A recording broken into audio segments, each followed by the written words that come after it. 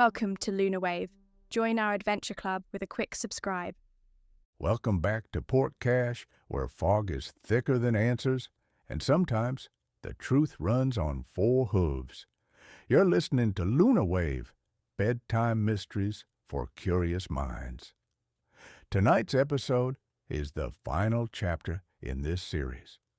The kids have followed a story from a campfire to the cliffs. Now, a final clue and a chance encounter might reveal the truth behind the night runners, and something even wilder. Let's begin. The next morning, Shelby sat alone at the edge of town, the wooden carving resting against her palm. It still felt warm, not in a magic way, but in a real way, like it had been held and passed and remembered. Behind her, someone approached. Boots on gravel. Ms. Stone. Quietly. "You've been busy." Shelby looked up. She hadn't heard the librarian coming. Shelby, surprised. Did Jack tell you? Ms. Stone, kneeling beside her. "He doesn't need to. The fog's been different lately, more awake." Ms. Stone reached into her coat pocket and pulled out a folded map, worn and marked with ink. Ms. Stone handing it to her. "I used to wonder if they were real. When I was your age, I waited 3 summers in a row at Fog Drop Bluff. Thought I was too afraid. But I was just listening wrong." Shelby, eyes wide. You heard them? Ms. Stone, standing. "Once. And then I stopped listening. Don't make the same mistake."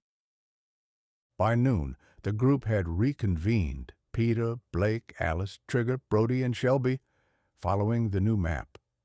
It led them south of the bluff, toward the edge of a protected area known as Lantern's Bend. They hadn't been here before. Most people avoided it. The trails weren't well marked, and a sign warned of conservation land. No vehicles, no drones, no noise. Peter, peeking past a tree. "Is that a tower? Looks like a ranger station." Sure enough, a narrow cabin with a tin roof stood at the top of a hill, its window facing the coast. A large wooden post out front read, "State Game Warden. Authorized entry only." Before they could get closer, a woman stepped out, mid-40s, sun-hardened face, tan field vest. She didn't look angry, just alert. Game Warden, firmly but curiously. "You kids aren't where you're supposed to be." Trigger, trying to explain. We're not trespassing, technically, yet. Shelby, stepping forward. We think there's a group of wild horses living down here. We've been following signs, old stories, tracks in the sand. We just want to know if it's true. The woman looked them over, her eyes landing on the carved pendant around Shelby's neck. Game Warden, more softly. "You've talked to Jack, haven't you?" Alice, surprised. "You know him?" Game Warden, with a knowing smile. "He doesn't talk to just anyone." She motioned them up the hill. From the edge of the station's platform, they could see a narrow cove stretching along the coast, untouched, windswept, and wrapped in morning fog. And there, just beyond the driftwood and seagrass, moved a shape, then another, then 5. Small, sturdy wild horses, coated in salt and shadow, their manes whipping in the breeze. They didn't run. They stood still, watching the kids like they knew them. Blake, almost breathless. "They're real." Game Warden, voice quiet. Chincoteague bloodline. Migrated up north decades ago, but a small band returned. Don't know why. Maybe the land called them back, maybe something else. Peter, shaking his head in awe.